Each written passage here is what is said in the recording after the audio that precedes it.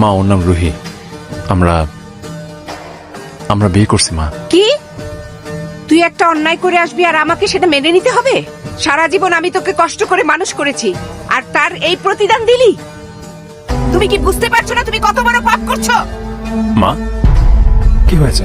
এই তুই কি জানিস তোর বউ যে সন্তান সম্ভবা? আর এই দেখ সেটা নষ্ট করার জন্য এই যে এগুলো খাচ্ছে, এই যে এই মেডিসিন গুলো ও খাচ্ছে। রুহি মা কি বলছে সব? তুমি কি করছো এগুলা? তুমি কিন্তু মাত্রা ছাড়িয়ে যাচ্ছ। বিয়ের 6 মাস পার হয়ে গেল, এখন পর্যন্ত তোমার মা আমাদেরকে মেনে নেয়নি। একটাবার আমার ভাই মায়ের সাথে দেখা পর্যন্ত করেনি।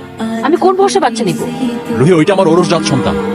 তুমি পেটে ধরেছো বলে যে কোনো সিদ্ধান্ত তুমি একা নিতে পারো না। তাই বলে আমার সিদ্ধান্তের কি কোনো মূল্য নেই?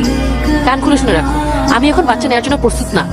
তোমার যদি বাচ্চা নাও এত শখ থেকে আরেকটা বিয়ে করো, যাও। রুহি এই